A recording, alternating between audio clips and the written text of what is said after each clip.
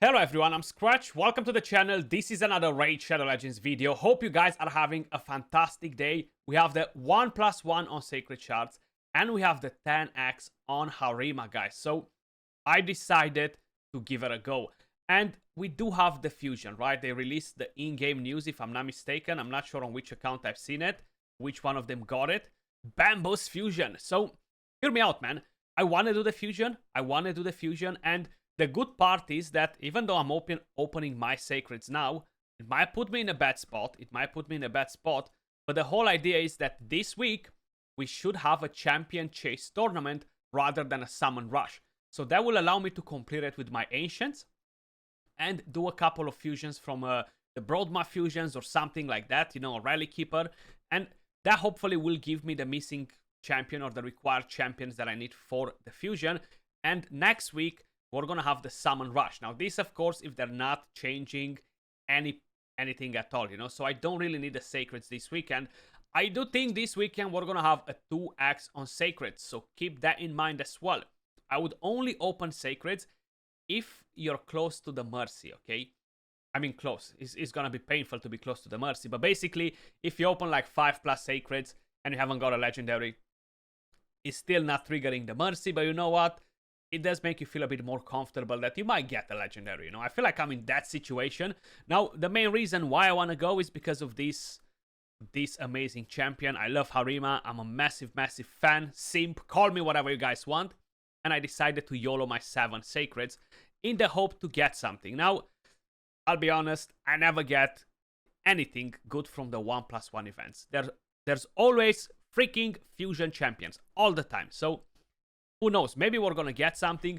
Maybe we're not gonna get something. I wouldn't mind if I would get a Creodan the Blue. Honestly, he would be an amazing, amazing addition to my account because I still don't have him. That's the Sylvan Watcher epic champion. You know, good for the Fire Knight. Gerhard the Stone. Let me know in the comments down below what do you think about this champion. Like, I definitely need to take him in for a spin. I never ever played this champion. He does look freaking awesome, but I'm pretty convinced that he's weak sauce. Let me know in the comments down below. Come on, give me that legendary. Drake. Man, this Drake always popping on my sacreds. I'm not going to call you on your cell phone, Drake. No, I'm not gonna do it. I have no credit. And we started with the legendary.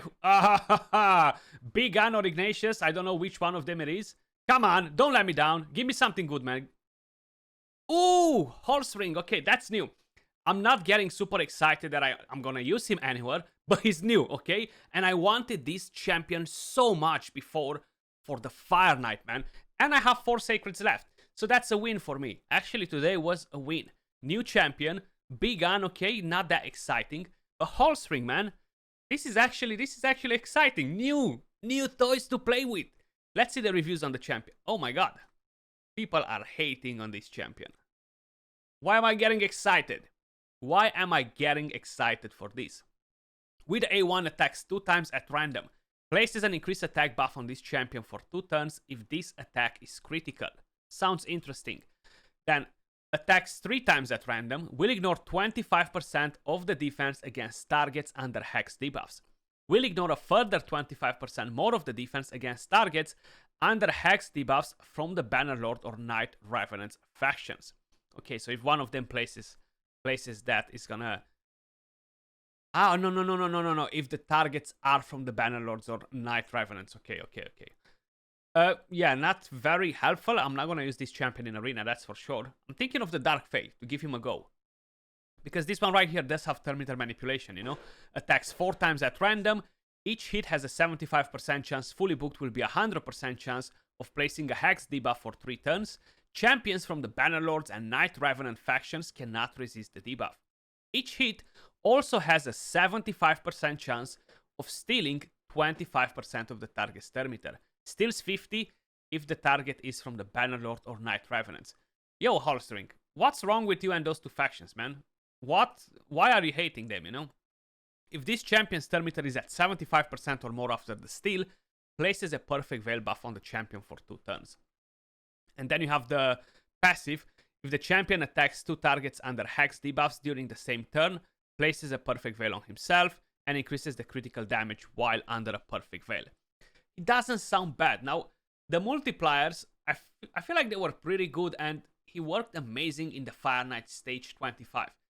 I never had a chance to play him on my own account in the Fire Knight stage 25. I never will, because I am not planning to use him for that 100%.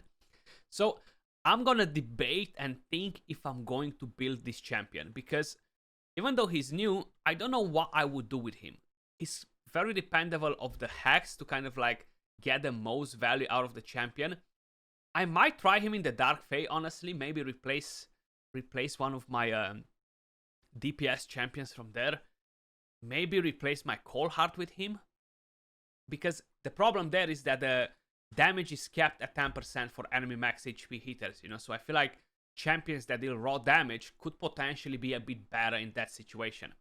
Big Gun, guys, if you're not familiar with him, he's amazing. He was amazing. Not so amazing nowadays, but still a massive progression champion. I got him early on my account when I was still trying to beat stage 20 in the dungeons, okay? And he completely changed my account. Mainly because he's all AoE. So AoE here if he crits. This one lands a stun, decrease accuracy, AoE. This one decrease speed, decrease turn meter, AoE. So Big Gun was massive for my account. Like, he carried my account so freaking bad. And accuracy aura for dungeons, 90 accuracy. So if you get this bad boy early on, 100% I would suggest you invest in him. He's gonna be great in the Doom Tower, Faction Wars, dungeons on waves, on the Spider if needed, and Arena. He's gonna be good everywhere except Clan Boss, and of course he's not the best champion for the Hydra, even though he brings decreased speed, you know, and AoE damage. But still fairly decent. Okay, I think I had a soul for a Hulse ring. Maybe I sold it. I cannot remember 100%. Have I sold it? Yeah, I think I sold it. I was like, no, I haven't. 5-star Hulse ring. There we go. I knew that I had one for ages, man. Like, it's just waiting for him, you know? And now it's finally here. Moving over to the next part, guys, because we're still going. We're not stopping. We're trying to bring one Harina home in a way or another. Would be even more massive on this account to get Harima, honestly. Like, would be absolutely game-changing to get Harima on this account. What do we have in here? Ugo, nice. One of the best defense down block buffs champion in the entire game for Hydra Clan Boss. And how I said it, defense down and block buffs. The only champion that does it. So of course she's the best, Skratch. What are you talking about? Oh, I was gonna say, what's happening there? Was that a legendary? Baltus Droglord. Decrease crit rate, and I can't really remember what else it does. Is this the legendary? No, it's not. Canoness. I gotta say, guys, because I never had the chance to say it. You know, we got the last massive update when they introduced the Primal Shards, the mythical champions. You know what's the best thing out of that update? This thing right here. Changing the animation of each one of the shards. I think it's pretty cool, looks awesome. And that's the best thing that we got in an update for the last 3 months or so in Raid Shadow Legends. This update on the portal, on the colors. Let me know if you agree in the comments down below. Husk, awesome provoker, awesome enemy max HP nuker for Hydra, guys. Cannot recommend Husk enough. Ah, where is my legendary, man? Come on. Tomoe. Interesting Shadowkin. But we want to see a legendary. We want to see Harima. Lady Quillen. Awesome design on this hero. I really love the design. She looks awesome. And what is my legendary? Farsala's Grave Dirt. 4 more sacred shards. This doesn't smell too good to me, man. I'm not gonna do the fusion on this account. Hell no. Okay. This is the upgraded Painkeeper called Captain Temila. Ally protection. Decent support. Oh my god, man. What is happening? Bloodfeather. She's amazing at being part of the Rising Fusion. That's the best thing she can do. To be part of the fusion. Come on. I feel like I'm 30 sacreds in here with no legendary. And it just gets more and more. Teshada. The last sacred shard, guys. One final wish. One final chance to bring that Harima home. Come on, game. This is laggy. This must be it. This must be it, guys. No, it's not. You kidding me? How many we had? 11 or 12 sacred shards, guys. No legendary from here. You see, that's the this pack. That's the truth right here. Sometimes you get it, sometimes you don't. Do we get another sacred shard from the clan boss? I haven't even collected the rewards today. Maybe the clan boss will be generous with us. Oh, we go on. I'm feeling it, guys. I'm feeling it. Are you guys feeling it as well? Another one? No, we didn't. We got a void in there, which we're not gonna open now. This sacred, man, I feel like I've been fighting the clan boss all this time for this very moment. Come on, game. Don't let me down. Bring the Harima home. It didn't happen. It didn't happen, guys. Let me know in the comments down below if you managed to cash in on Harima or what champions you got on the 1+1, if you decided to YOLO your sacred shards, if you had any left, of course. Appreciate every single one of you guys watching. Much love, and I'll catch you all soon in the next video. Peace.